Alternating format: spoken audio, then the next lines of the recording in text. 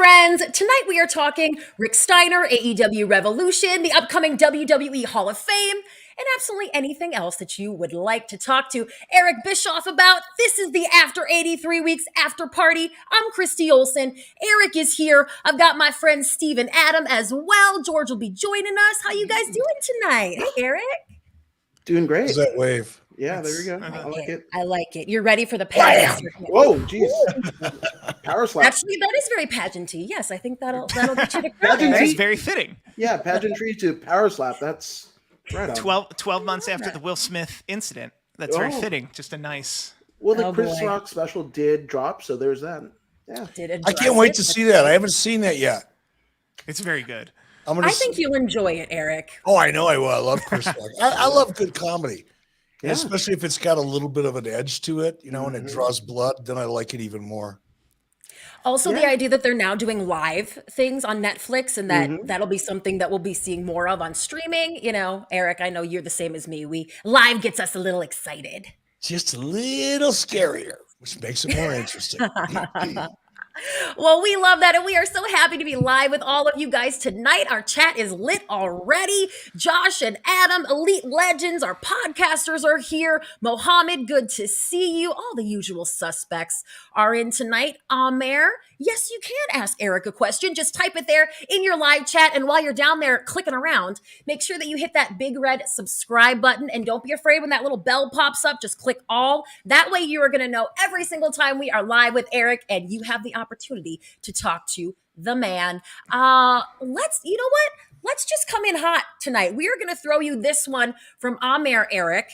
How do you think network executives would view the statistic? And this is not something AEW should be worried about. Oh, you know what? That was not a good way to start hot, because that is a two-parter from Amer, who said he read that WrestleNomics, the Big Bang Theory usually has about 1.5 million viewers. So that's what's always on before AE Dynamite on Wednesday nights. And clearly at least 1/3 of them flip the channel as soon as that program is over and Dynamite comes on.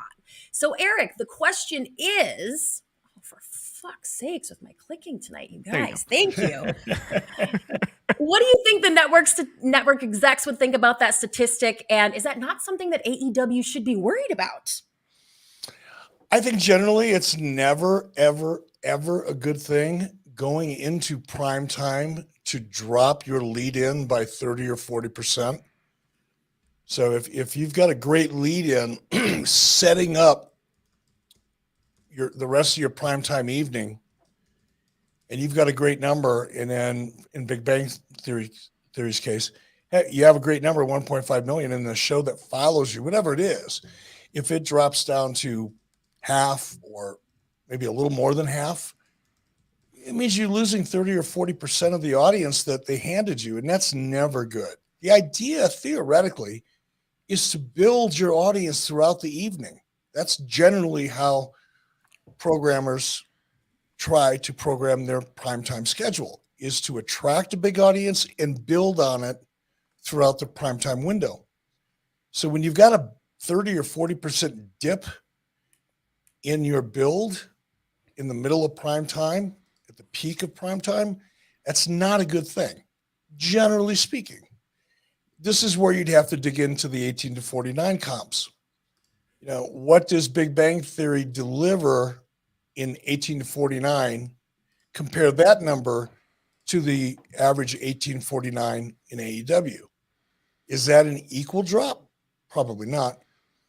But if it is, then it's a major problem. If it isn't, and you're holding that 18 to 49, even though your person's 2+ drops by 30 or 40%, but your 18 to 49 is holding steady, then it's not such a horrible thing. It's not great, but it's not horrible. However, if this is an example, because I haven't tracked these numbers, but a Big Bang Theory delivers a 0.50, for example, and AEW in 18 to 49, AEW comes in at 8 o'clock and that drops to a 0.40 or a 0.30. Yep, that could be a problem. And a lot of that depends on what is the network strategy. What is their plan? Also, I'm seeing something crazy, and granted, it's a 2010 Deadline article, but apparently they paid probably flat fee for a decade, $2 million per episode for Big Bang Theory. So that even with that metric, AEW still might be cheaper. Wow. Wow. We do love that Big Bang Theory. Now, But- if you divide that by but- airings, it's but- probably way less. Yeah, I was just gonna say, how many times a week do they air that show? One episode.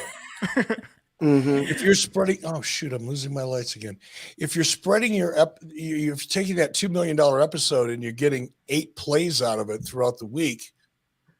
That's called economies of scale, and it's a good thing. But I don't know what the answer is. How many times do they air it a week? Probably a lot. Several, yeah. 10's probably very safe. That block happens every day of the week, not just on Wednesday Okay. nights. So it's on every night? Yes. Yep, Big Bang Yeah. reruns. It's the new Friends, Eric. That's a flea market bargain at that point. Yeah. Which I wanted to ask. I mean, does it make a difference? I mean, to an executive that it is something that has been off the air versus something that is live and current? Does that matter to the execs or not? The only thing that matters to an exec is who's watching and how old are they. They don't care if they're watching because it's live, or they're watching because it's Memorex, or they're watching it because it's in black and white, or they're watching it because it's in color, or they're watching it because it's a drama, or they're watching it because it's a comedy. All they care about is how many and how old. Primarily. Yeah. They also want to know what the composition is, male versus female. How preteens is another. Teens and preteens is another interesting dynamic or category, because many advertisers look, for example, what's a good example? I don't know that I can't give you an accurate example of something I saw today, but General Motors, for example, they'll start skewing their commercials to a teen audience, knowing that in a couple of years, that teen audience is going to be buying a car. So they'll start making impressions on that teen and preteen audience, depending on the product and category. That number becomes more important to advertisers that have that strategy. Does that make sense? It's like for example, what would be another good? I can't give you another better example than cars, because everybody knows at some point that 15 or 16-year-old is going to want to buy a car. It's going to be one of their primary concerns, probably more than education. So you want to start impacting them and influencing them at an early age. And it's a high ticket, high margin product. Like a mortgage and a car versus soda pop. Like you could spend billions of dollars on a generation of people to try to get them to buy a car. McDonald's does it for McDonald's, it's part of their success. You know, another thing I just learned about McDonald's? Let me ask you a question. Okay. You guys have all eaten at McDonald's, right? Gotten a Coke? Does the Coke from McDonald's taste better to you than Coke out of the can? Yes. Yes. Do you know why? They have their own recipe, right? No. They have their own. They filter the water different. I think I've heard something about this. It's just the syrup. It's just sweeter. It's just better. There's just more of it. You're all three right, but you're all three only partially right. It is the syrup, and what McDonald's does intentionally is reduce the amount of water, because when McDonald's buys, my dad actually used to make, and he didn't make them, but he worked for the company that actually manufactures 90% of the soft drink dispensing machines in the country, right? It's called Cornelius. Anytime you go into a Burger King or a McDonald's or whatever, you're going to see where you go fill up your cup. It's probably a Cornelius machine. My dad used to be a director of purchasing for them. And what happens is Coke doesn't buy pre-mixed Coca-Cola. Doesn't come in kegs like beer, right? Comes in a syrup. And then McDonald's has their own mixture system. There you go. Perfect. And what McDonald's does is it reduces the amount of water to syrup than you would typically get at a retail where Coke is actually blending it. They have their formula to can and bottle their product. McDonald's tweaks that formula, more syrup, less water. And then they take it one step further. The diameter, isn't it crazy that I know all this shit? The diameter Not of surprising. a straw at McDonald's is slightly larger than the diameter of an average straw. And they do that because they want you to drink that Coca-Cola mixture, that syrup mixture that's more syrup to water, and they want it to hit your tongue and your taste buds in a bigger way. They want to get you addicted to the Coca-Cola. That's what they want to do. And going back to my dad, one of the things that my dad told me when I was very young, and I was asking him about his business and how it worked and all that. And he talked about McDonald's, and he told me at the time, now this was back in the 70s, that McDonald's was making very little to no margin on their hamburgers. Very little to no profit margin on their hamburger items. But they were making a massive margin on their soft drinks.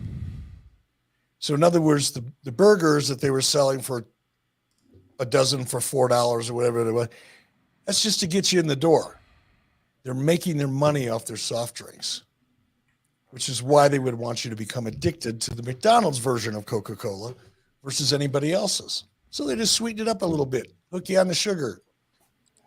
Wow, that's amazing. Business strategy. Yeah.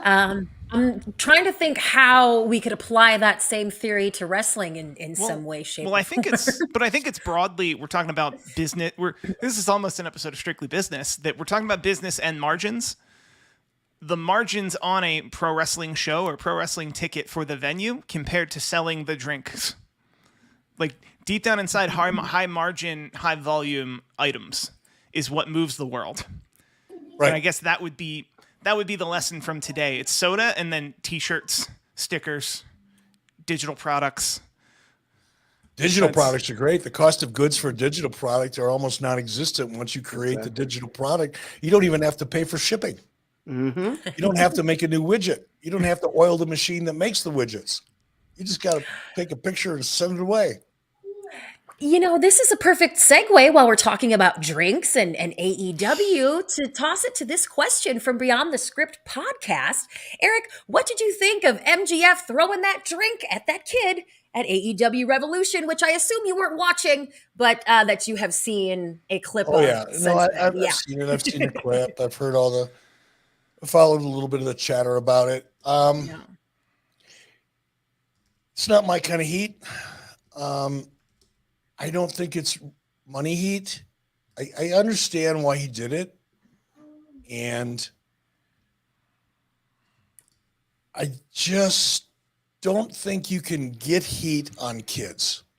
You know what I mean? Or with kids. I just don't think it doesn't work.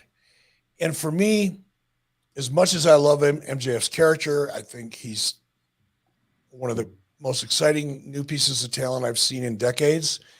And I love his work. But that particular moment, I think there would have been a better way to get better valued heat, meaning money heat. Instead of just, because when you pick on a kid or you make fun of a kid, or in this case, throw a drink in a kid's face, disrespect a kid, the audience feels differently about you because it's in a real way than they do if you're part of a storyline and you're a character that's really good at getting heat. I think arrogance is a better way to get heat.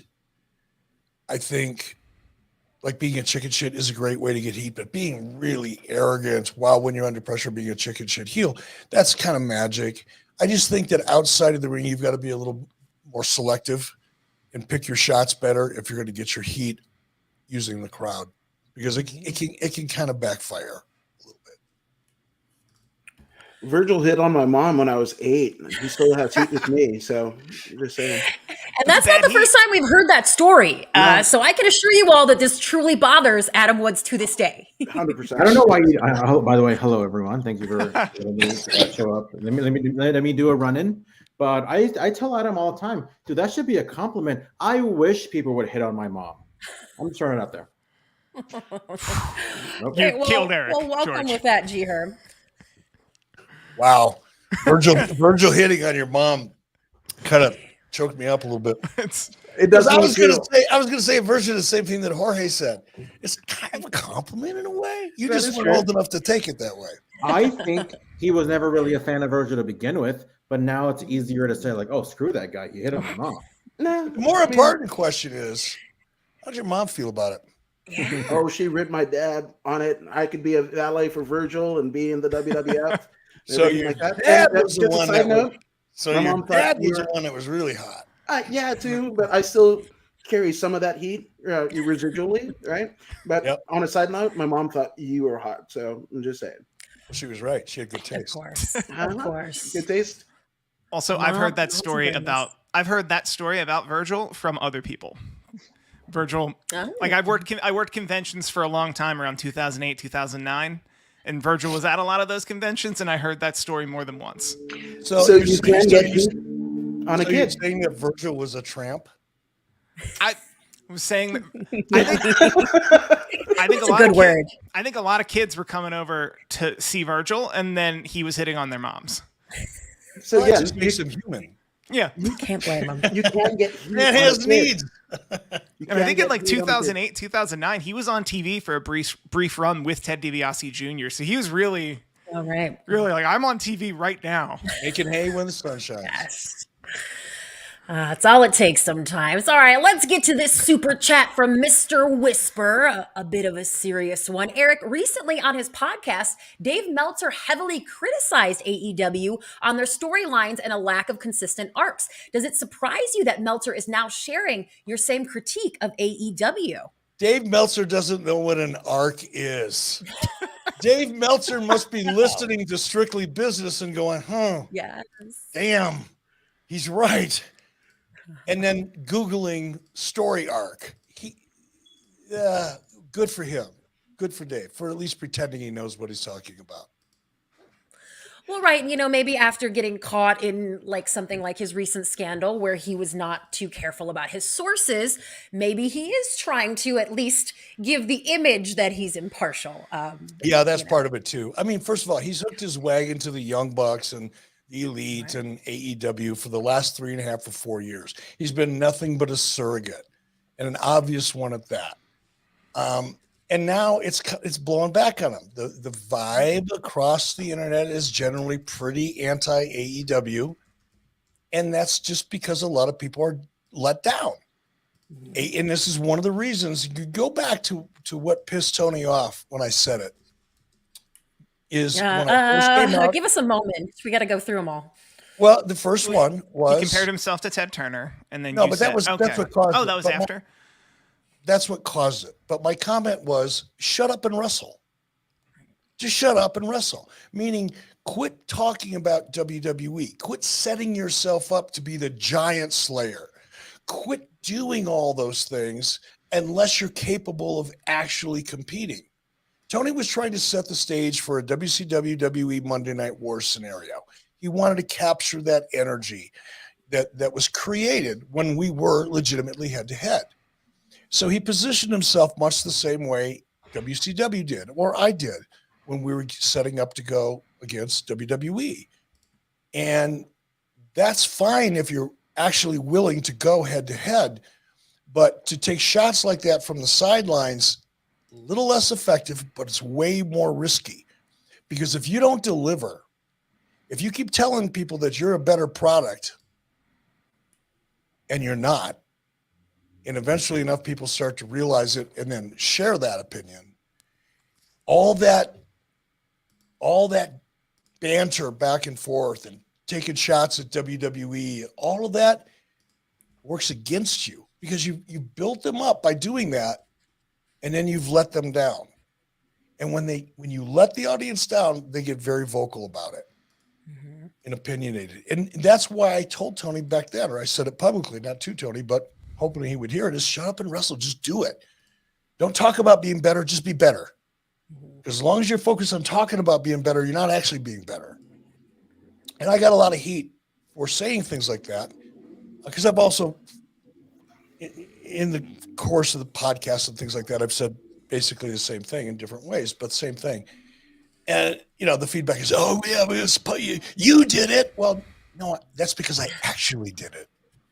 I didn't stay on WCW Saturday night and try to tell everybody I was better than Monday Night Raw. Right? We went head to head. I gave away their finishes. I did crappy things. I stole their talent right up from underneath them that they thought was under contract. That's how I started it.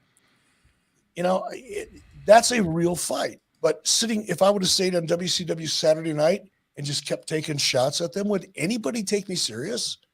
Or if they did take me serious and I didn't deliver, they'd be pissed.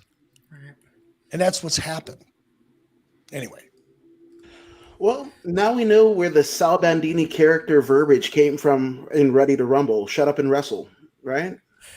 No? Did this? I don't know where. I heard from Ready to Rumble. I think I've seen it on a T-shirt before. Okay, yeah. No, I think Sal Bandini's character, part of it in Ready to Rumble says, it says that. That's cool. That makes it even better. Yeah. Now it's a wrestling-centric saying. Mm-hmm. Which I got to ask, since we're on the topic of Meltzer, I know we're not going to stay here long, but in the kind of area of 5-star matches in the Tokyo Dome, and do you think that Brad Rheingans is like not recognized as far as mending that New Japan relationship? Because, he was the liaison that really mended that U.S. New Japan relationship. Do you think he doesn't get his due? Oh, for sure. Which is one of the reasons I try to bring him up as often as I can in the context of those conversations. I whenever people ask me about New Japan and how it gets started, I always go back, or almost always go back, to Brad. Because let me put it this way. Had it not been for Brad Rheingans, none of the stuff that I did with New Japan would ever have happened. Period. No, there's no room for discussion or debate or conjecture or hypothesis. It's just the fact. So absolutely. And not many people know that unless they listen to my show or this show now. You say Brad Rheingans and most people will go, Brad who? Because Brad's, right now Brad's living up on a farm in Appleton, Minnesota, probably throw a Frisbee on a windy day and hit Brock's place. But he's a hermit. He's never sought out attention. He's never wanted to get any attention or cared about getting credit for anything. He just did the work, and he doesn't get nearly enough credit, including training people like Vader. Brad had a lot to do with Vader and getting Vader's head straight when Vader first came into professional wrestling. Brad Rheingans. You look at some of the people that Brad Rheingans trained, and it's very impressive. But people don't know that if you're not from Minnesota or you don't know Brad or someone like me who did. AWA all day. The real fun question, but funny enough, it's for Christy from the Landlord Harassment Channel. Christy, would you ever consider being a heel referee? You know what? I think referees are underappreciated. I could never physically do that job. So no, thank you. But Josh also really, really wants to get to Rick Steiner. Eric, he said he's often heard that Rick was actually tougher than Scott in a shoot. Is that true? I never saw them actually go at it, so I couldn't tell you. I think everybody I think the consensus was that Rick was actually the guy. Mm-hmm. But Rick was such a different personality than Scott. Scott was like, he could be a little bit like a mason jar of nitroglycerin, as long as it was steady and nobody shook it up, it was fine. But if you happen to kick it the wrong way or bump it the wrong way, then boom, he was volatile. Where Rick was like the Rock of Gibraltar. When I think of Rick Steiner, 90% of the time, if I get an image of him in my mind's eye, he's got a funny grin on his face. He's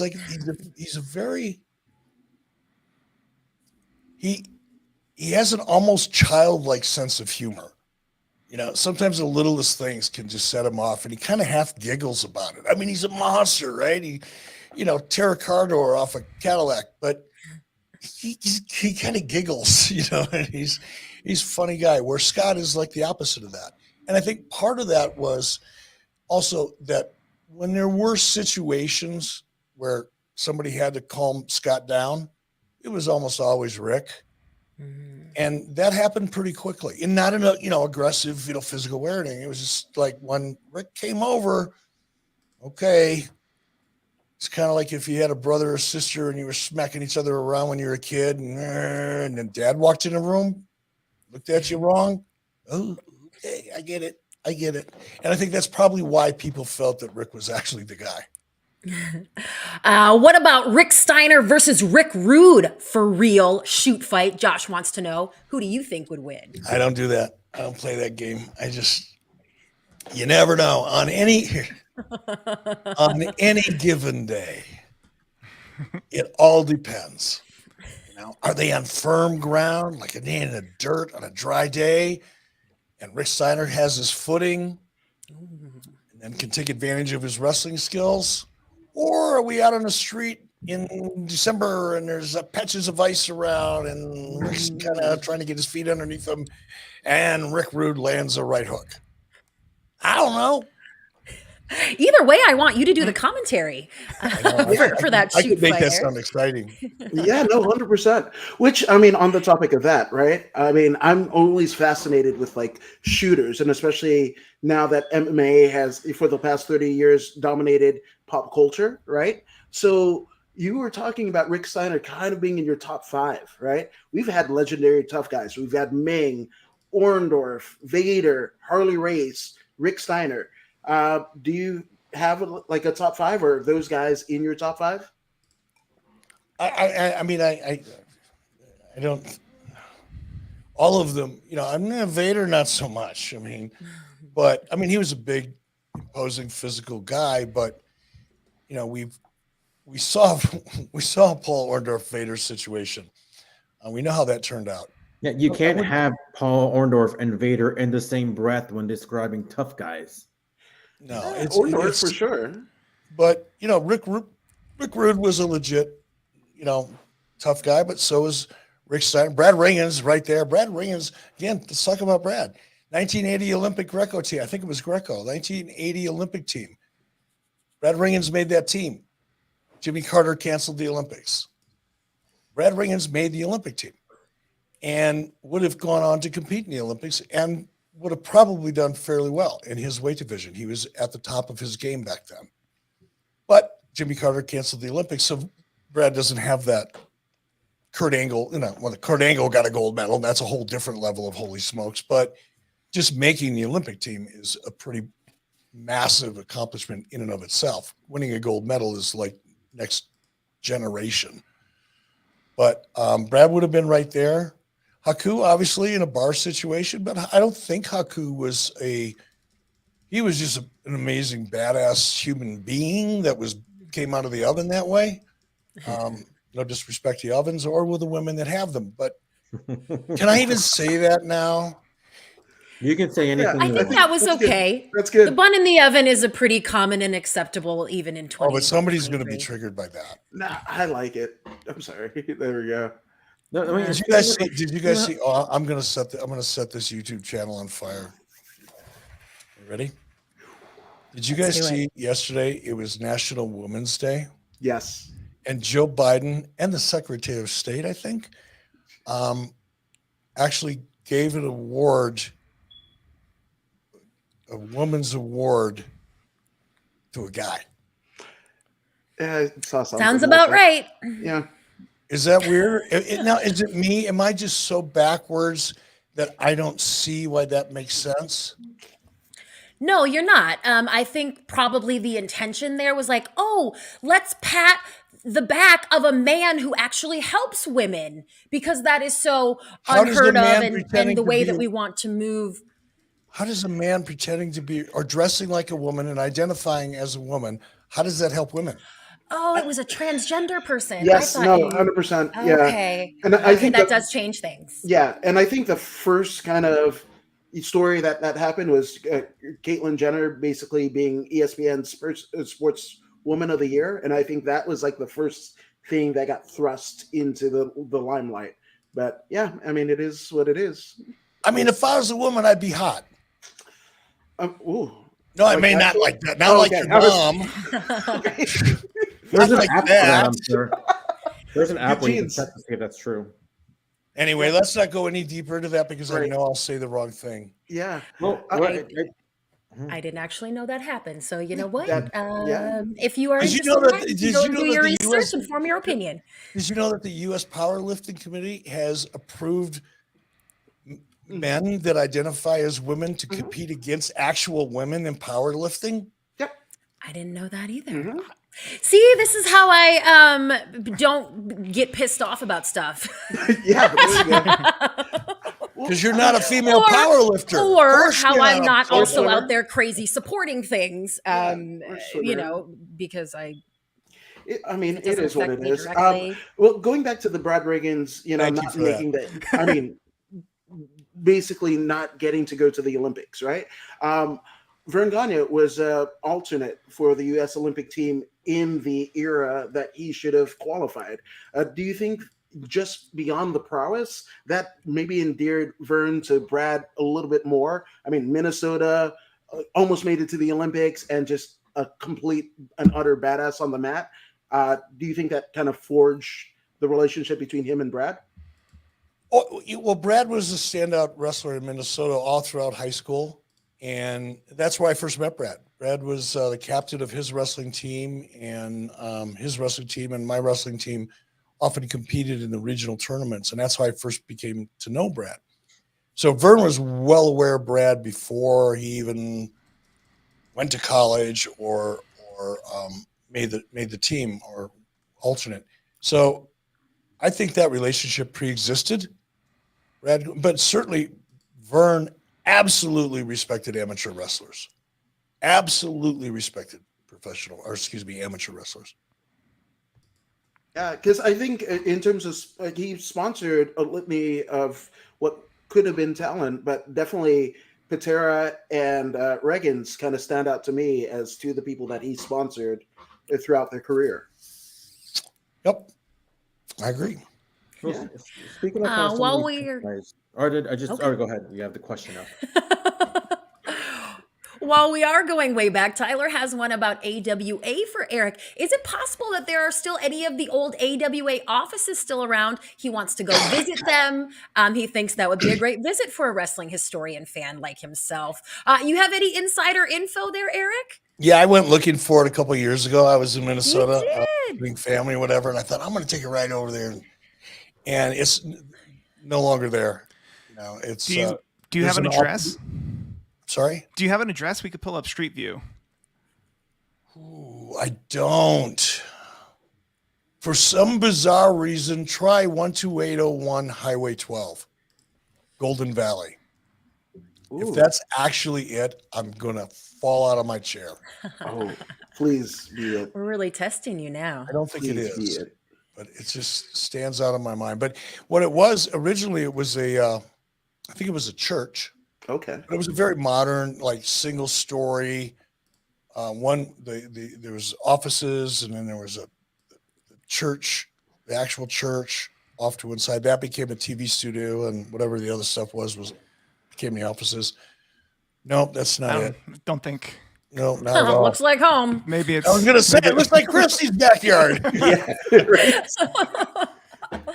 Oh, No, and that's that's not why we don't want to be there right now. It was located right on the intersection of what was Highway 18 and Highway 12. You know, Christy, where Shillard Plaza is? I don't. Okay, Shillard Plaza's right on that intersection. It was across the highway from Shillard Plaza. But no, it's no longer there. Save you the trip. It's no longer there.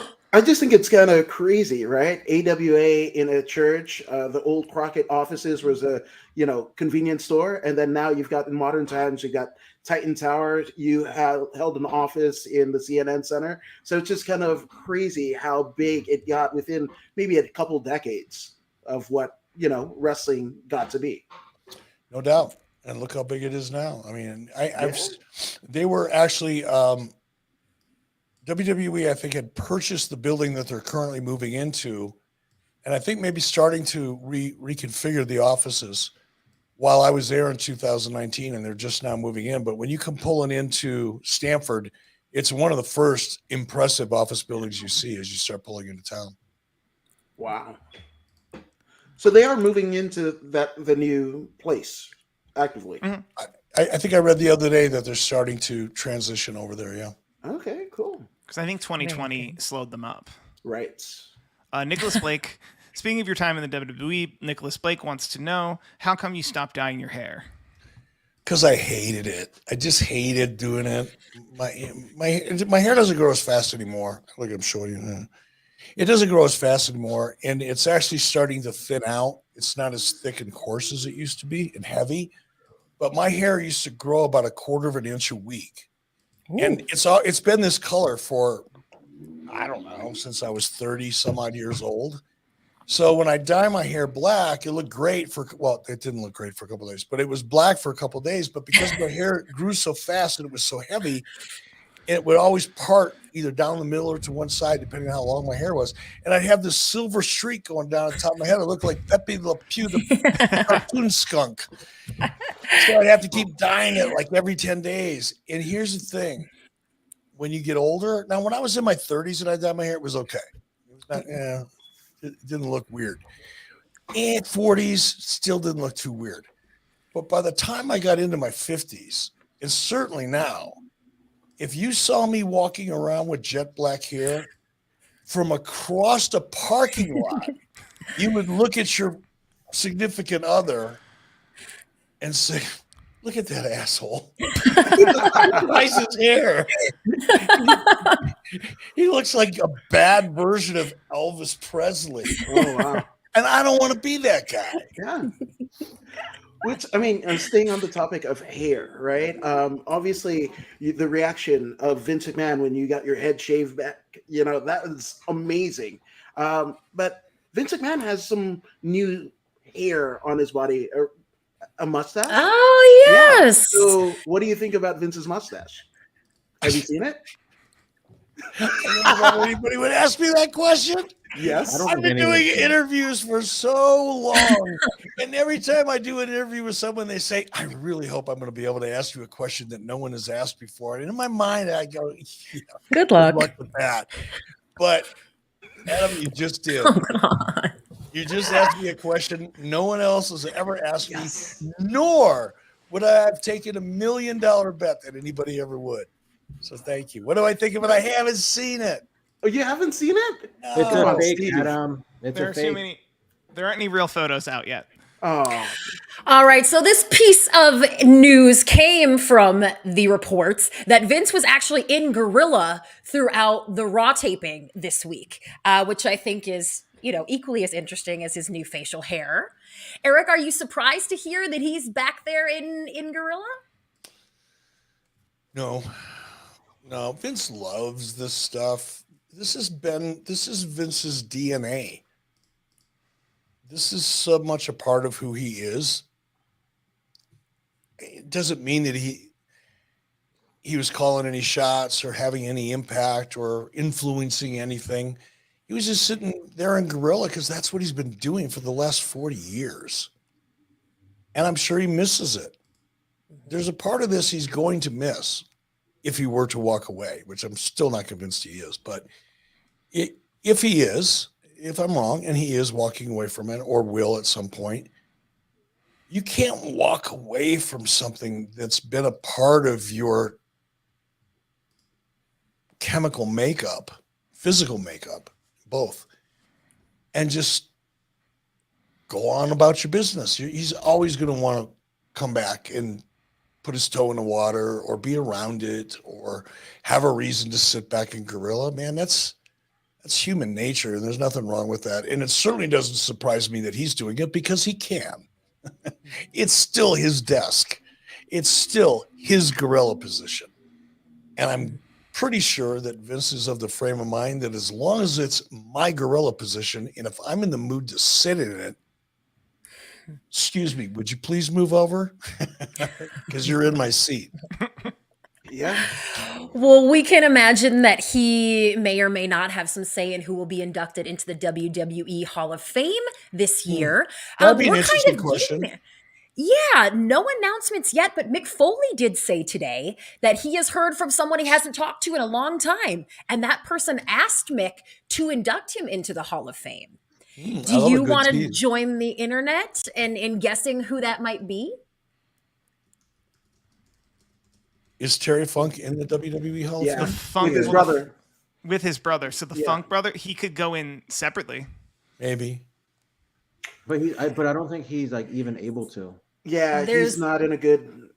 Yeah, his cognitive ability isn't there. It Doesn't wouldn't mean be that great. doesn't mean that Mick couldn't induct him. Right. I don't know who else it would be. I couldn't guess.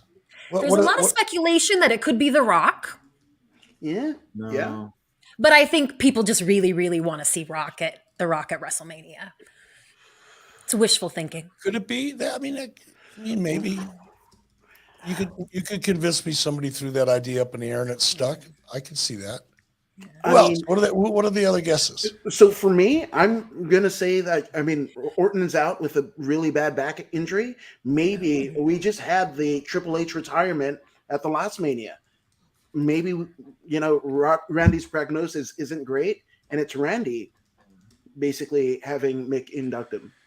Legend killer, throwing Mick down the stairs. Maybe. No. Maybe it seems a little premature. Good guess. Seems a little premature, but it could. It's at I mean, least. it's a better guess than mine because I don't even have one I can think of. I asked ChatGPT just because ChatGPT is really good for like, hey, just give me 20 names. Yeah. The Rock, Triple H, John Cena, Randy Orton, Shawn Michaels, The Undertaker, Batista, Goldberg, Chris Jericho, Kane, Edge, Jeff Hardy, Rey Mysterio, Christian, Edge. JBL, Big Show, Kevin Nash, Scott Hall, X-Pac, China. ChatGPT is digging that. No, maybe China. Well, but somebody reached out to Mick Foley though. Yes. Yeah, Mick definitely implied that it was the person who called him personally. Okay. Stacey Keebler. I think Stacey it's Stacey. Keebler They've works. always had a great relationship. When Mick was on his way out as the commissioner, I think we're Stacey was digging. the first I person think that you we're saw. digging. Yeah. It could be Stacey Keebler. Hello? I don't think so. I think we're digging. Now watch, it'll be Stacey Keebler just because I said that. I'm on a roll. I mean, of the names that get discussed that should be in there all the time, she's constantly coming up. Of the 20-person field I just named, it seems pretty likely one of those. Like, Okay. Well, God, who didn't you name? I know. ChatGPT is not a genius. Oh, no, He's it's just not. thinking, I'm going to name everybody that was in the industry in the last 30 years and throw them in the hat. Yeah. I it's can not do that. in the Hall of Fame. Like, Yeah. I don't think it's The Rock though. I think we just want. Maybe who knows what happens in the next couple months behind the scenes. Maybe it is Triple H. Maybe that will be something to appease him when Vince comes back and takes complete control. I think it's I Melina. wouldn't discount it. I mean, Melina? we're less than a I month think it's out. Melina. Well, that's the other thing, Eric. We are getting really close to the Hall of Fame. Have you heard any rumblings, even if you can't divulge who it is? Are there people talking behind the scenes who are in the know? Like, have you heard any names? Not to me. No? Not to me. I've had one exchange with someone from WWE in the last 3 months, and it was just a compliment and a thank you. That's it. Okay. I'm gonna go out on a limb. Mick Foley. Jim Cornette. Ooh, Solo induction in Not LA. this year. I think it's Melina. Watch it. I'm gonna be right. Melina feels it. Well, Melina too. Yeah, that. We shall see. We shall see. We'll let the fans duke it out on that note. Let's jump right back in to Rick Steiner. And this one a little controversial too from Mr. Whisper, who wants to know, speaking of the Steiners, what were your thoughts on DDP's fight with Scott Steiner backstage? I believe it began over Steiner yelling at Dallas's wife. What was the fallout? Were you there for that, Eric? I think that's while I was fishing. I think I was after I got sent home.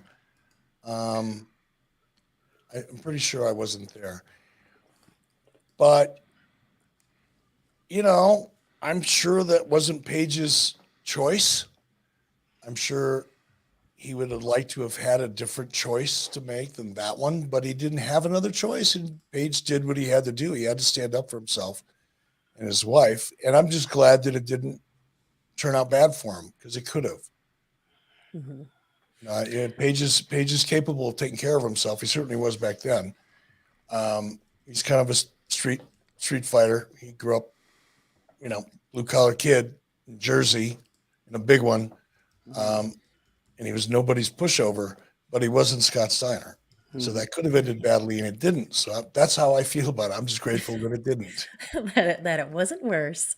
All right, here's a fun one from Lane. Thank you for the super chat, Lane. If it was brought to you as an angle during the NWO era, if someone had offered you a cut your hair match, what amount of money would have it taken for you to agree, Eric?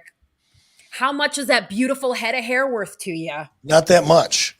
If it would have been a good idea, I would have done it. Because my hair grew so fast, it didn't matter.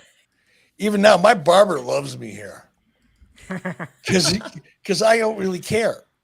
If he messes it up, it's hair. It'll go back tomorrow. It's not a big deal. It's not like cutting off one of my hands, Right. Freaking hair. So if somebody would have came to me with a good story that involved me cutting my hair off, it wouldn't have been a question of money. Nice. I would have been your lawyer, and I would have been like, the equivalent to a quarterly earnings check. That's how he's doing it.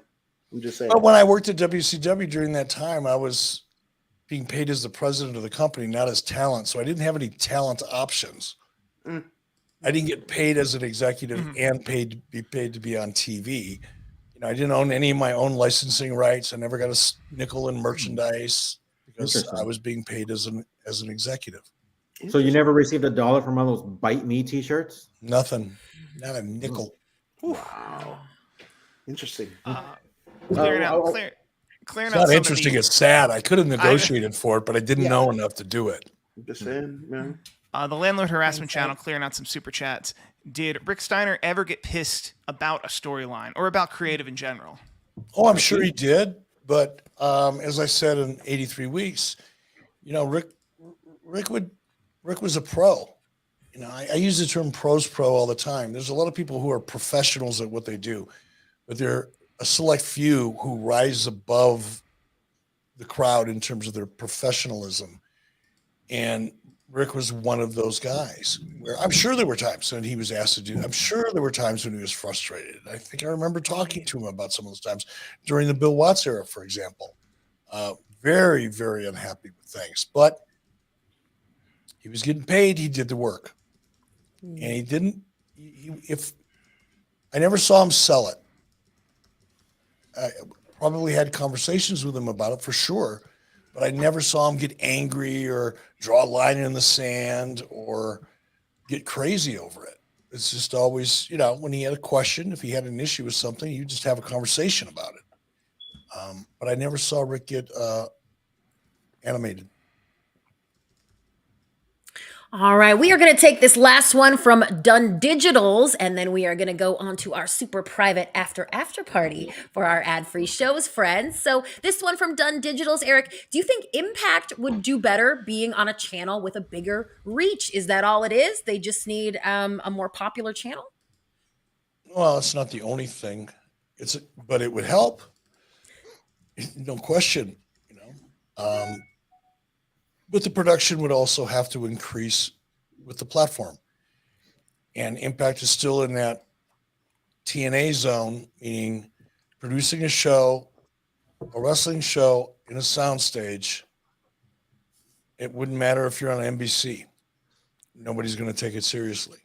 So until that, it's the same issue that TNA had. That's why TNA couldn't ever get to the next level that it wanted to get to, because they couldn't make the commitment to take the show on the road, because that's expensive and it's not often profitable, at least not initially, until you build up the brand. The old saying, if you build it, they'll come. But part of them coming if you build it is you have to actually build it. And doing your show in producing a wrestling show in a soundstage that's actually built for a TV commercial or a game show will never allow you to grow beyond a certain level. Yeah.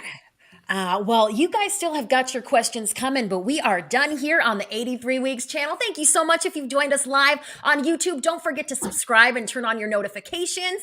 And sign up over at Ad Free Shows, become a top guy, and hang out with us for our exclusive after party where things get really loose. And I actually have some comments from Vince Russo from this week's ad-free shows that we're going to have Eric see if he agrees or disagrees about. So make sure you head on over to the ad-free Wait a minute, shows man. Vince Russo was on ad-free shows? He absolutely was. He was the special guest on, what is the name of the show, Steve? You didn't know. Yes. He was on Road Dogs podcast. Oh, all right. All right. Well, we're gonna jump into that just a little bit. I know you all want to see it, so head on over to Ad Free Shows, and we will see you next week, Thursdays, 5 p.m. Pacific time. Bring your questions for Eric. We'll see you soon. I'll be right back. Oh man, I'm excited.